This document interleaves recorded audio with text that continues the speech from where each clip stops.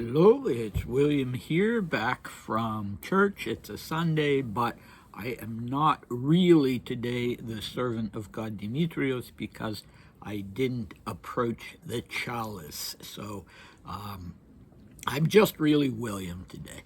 Our recap.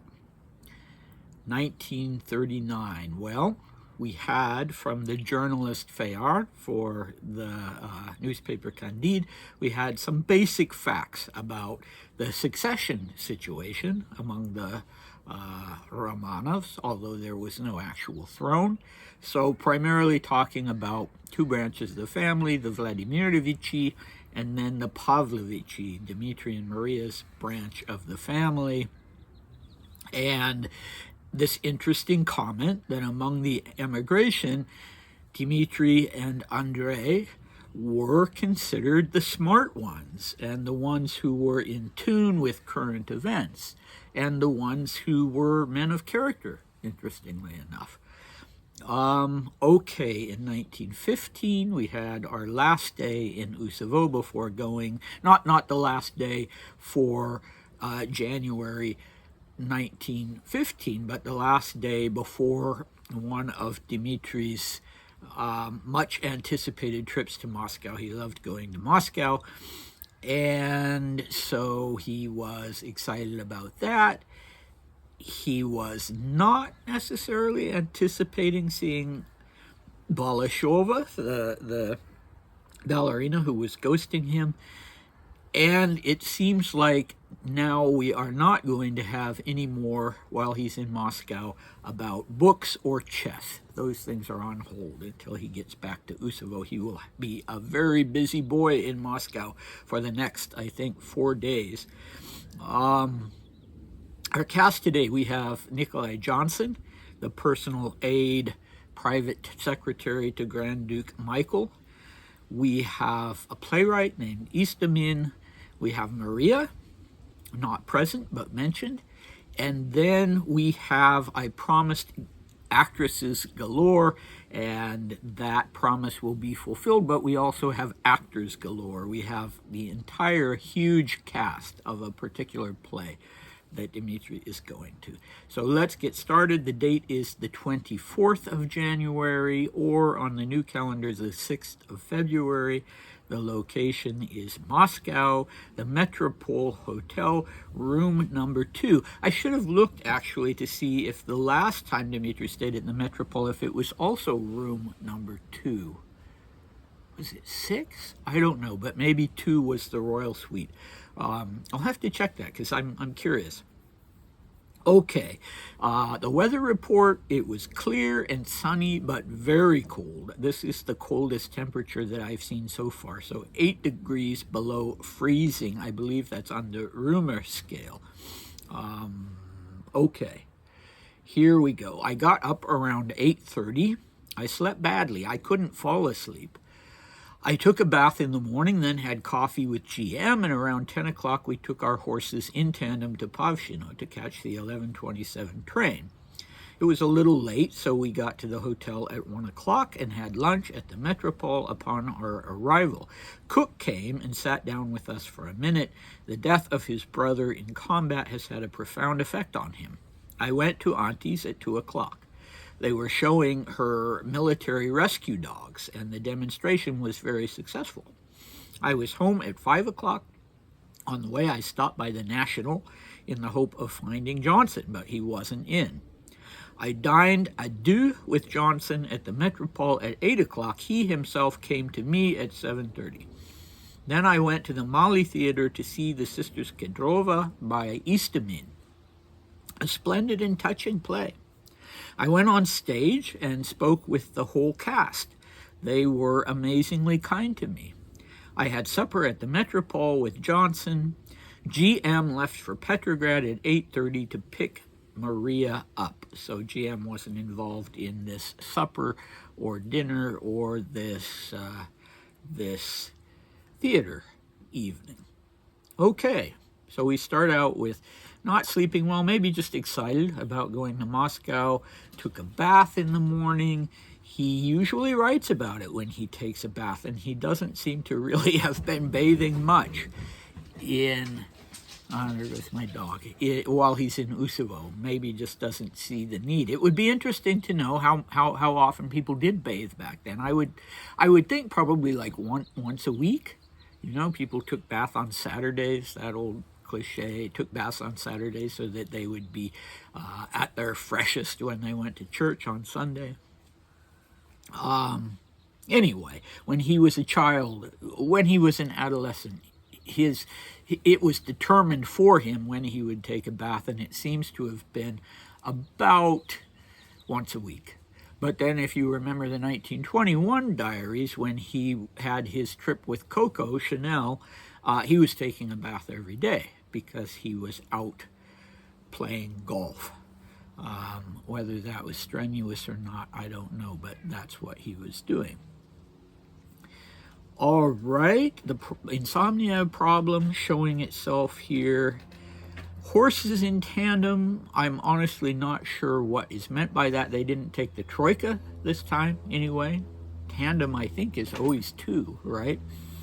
Okay, Cook, I forgot to include him in the cast list. He had come and stayed for a while, if you recall, with Dmitri in Usovo, and he was the very physically active guy who would go outside with Dmitri every day, as he did when Dmitri was a teenager. And Dmitri had mentioned previously that poor Cook's brother had died on the battlefield, and he writes about it now, and he's clearly sensitive enough to see that Cook is suffering. You know, he says it had a profound effect on him. But I don't get the impression that Dmitri himself knew the brother. And then there's this visit to Ella. He seems like in the last time he was in Moscow, he was visiting her every day. And he happens to come at a time when she is being given this demonstration of how these rescue dogs work. I guess probably to go and look for, after a battle, to go for, and maybe during a battle, to go and look for wounded people on the battlefield. So that's cool. But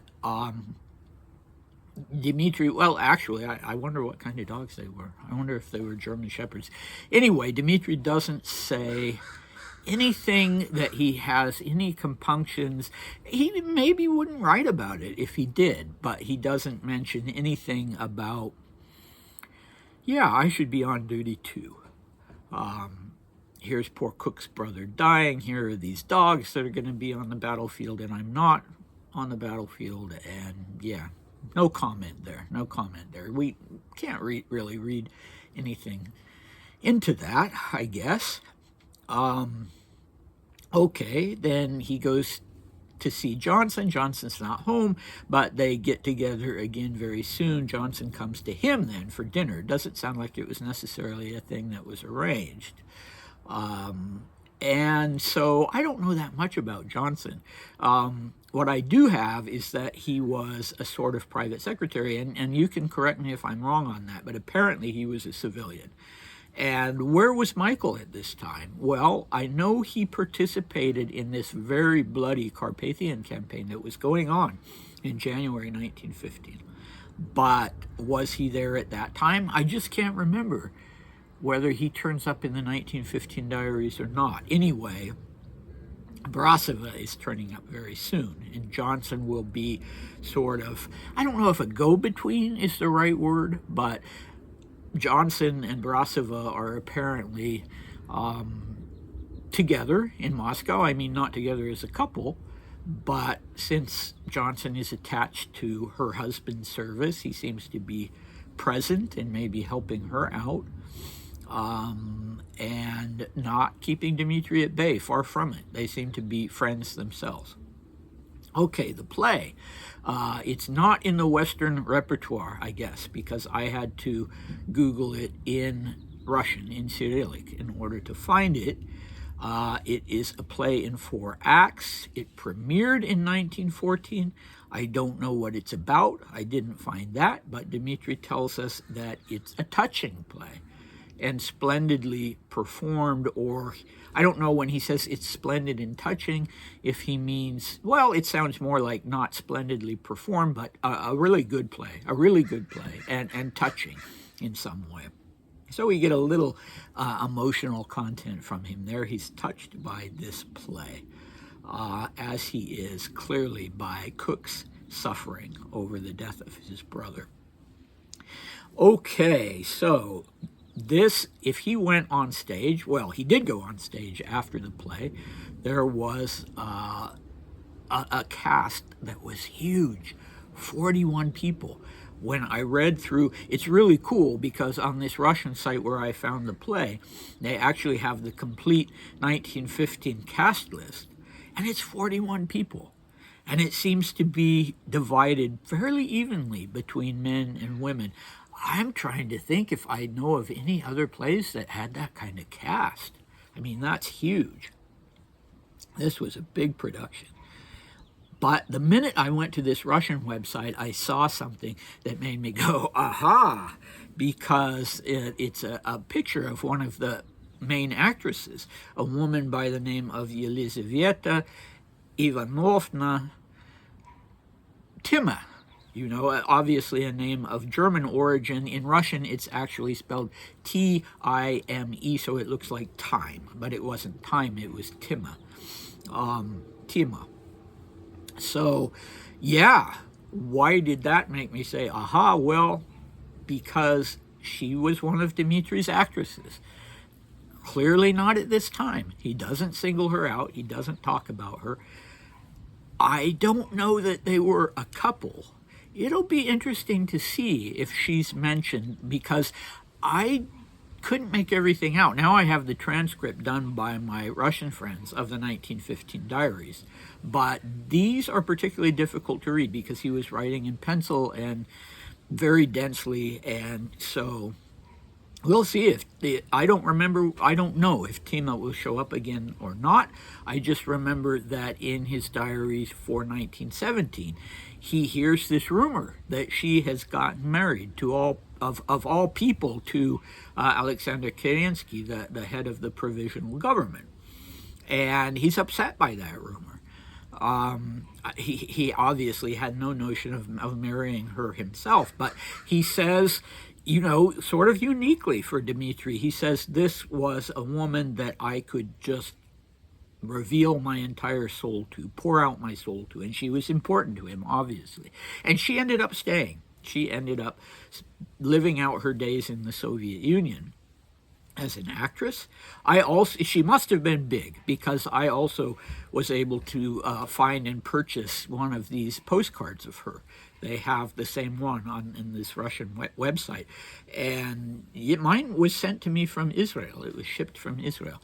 But anyway, I've included a picture of that for my thumbnail picture for this entry. And yeah, I'm really looking forward to finding out how this relationship, such as it was, began between Dmitri and Timme. And then, so typical of Dmitri, they were amazingly kind to me. He says this over and over again about individual people, even relatives. Aunt Ella was amazingly kind to me this time. You know, he's always using this phrase, and does he use it just sort of reflexively, or is he genuinely surprised when people are nice to him and give him the kind of day? It seems so weird. But then you remember he was almost neurotic about it when he was a kid, about people liking him. They like Maria better than me. She doesn't really like me. Aunt Ella doesn't like me. I don't know if, you know, Nikki and Alex like me. He was always so insecure about that. Okay, so what do we have next time? We have, so to speak, Dmitri's profession of faith, not in religious terms, but in patriotic terms. This is where I stand with respect to Russia.